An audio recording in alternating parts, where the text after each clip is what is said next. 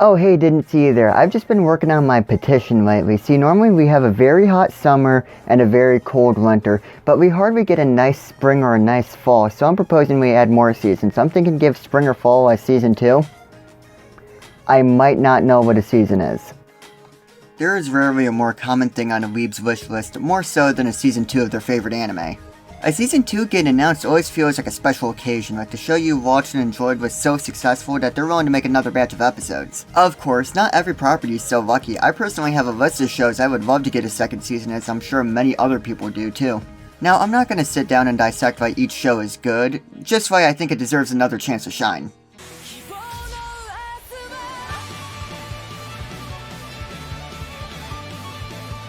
I knew I got this recorder for a reason.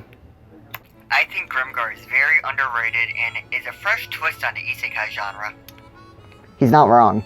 Grimgar of Fantasy and Ash has consistently struggled since launch because it never seemed to click with people.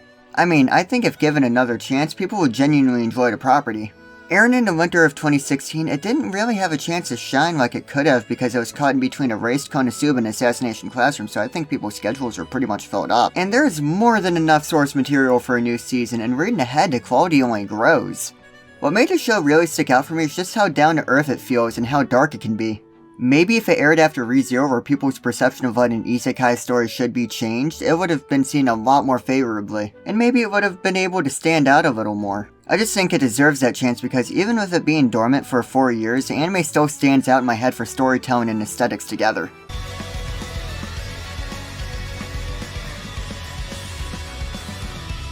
Man, season 1 was so good. I wonder when they're gonna come out with a season 2. Well, maybe they just don't have enough source material out for it yet. Maybe it's just lack of support then.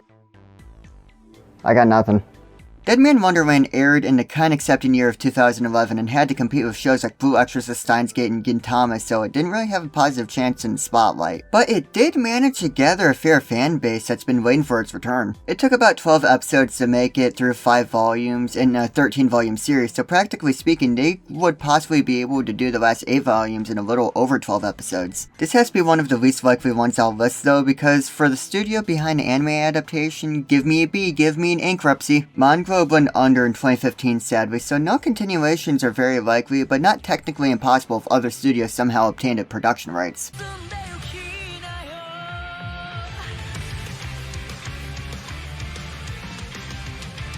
This is gonna pay for itself in no time. Blue Exorcist is really good. Don't let the anime original story and the confusing Brotherhood treatment keep you away. Speaking straight facts. Blue Exorcist is probably one of my favorite manga, and it has so much more depth than any anime has given it. Of course, that's not to say the original anime and Kyoto Saga are poor adaptations. Quite the opposite, really. They're fantastic. But outside those bounds, the series really begins to shine on its own with dynamic and always growing characters and enough twists and turns to solve a Rubik's Cube. I mean, hey, Blue Exorcist came back before from 5 years of a finished anime, so who's to say it can't come back and continue?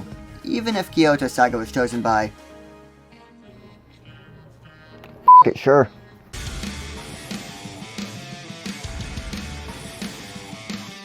This script was written before the announcement of Season 3. I'm both excited and livid, but I'm keeping this section anyway.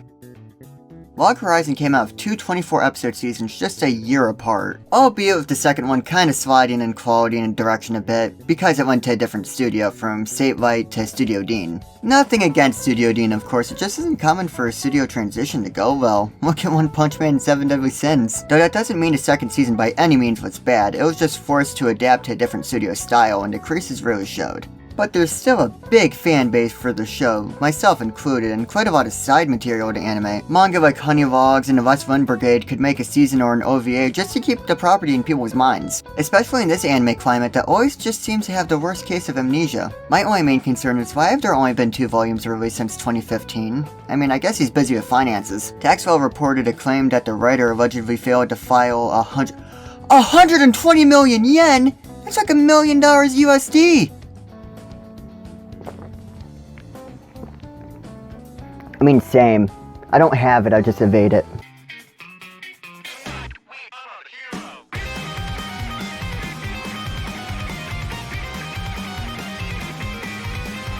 There's hardly a more discussed desire for a new season than Narukami.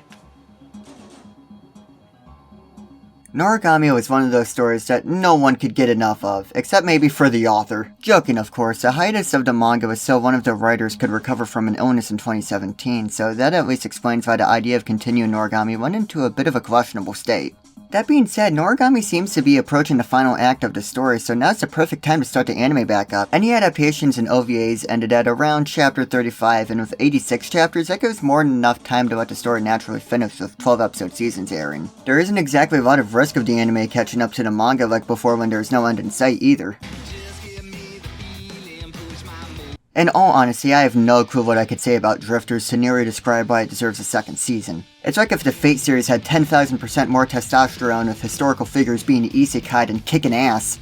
Or the fact that the opening song itself is one of the best, and every day I don't either get more intros with this song or a song like it is an absolute crime. Drifters aired in the fall of 2016, which is a death sentence if you aren't Bungo, Stray Dogs, or Haikyuu, because the Anime Awards killer Yuri on Ice aired, which blocked any and all communication about any new anime that was coming out. Drifters always kind of scratch that Hellsing itch because not only does it have the same visual style, it's actually made by the same creator too, so, well, that explains it. The anime ended within the range of chapter 45, and 79 came out recently at the time of writing, so announcing a season 2 or anything like that wouldn't be the worst choice possible.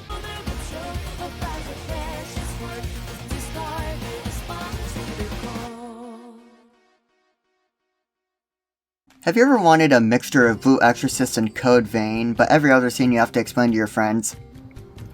I don't think this is Yaoi.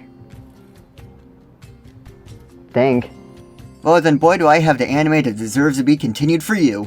Seraph of the End is such a unique case in the current anime climate because it didn't have a 24 episode season, but two 12 episode seasons in the same year, with season 1 airing in April and season 2 following in October. With around just 3 months in between seasons, surely someone had faith in this property, and I don't see where that's gone for the past, 4 years. It's not like there isn't material to at least animate. The anime left off around chapter 41 and we're up to chapter 86 right now. And it isn't like the anime did commercially poorly either, so I don't see why a new season hasn't been tossed out just to keep the property fresh. I am such an idiot. If I wanted more seasons, why don't I just season my copy of Grimgar? Yeah, I still don't think I get this concept.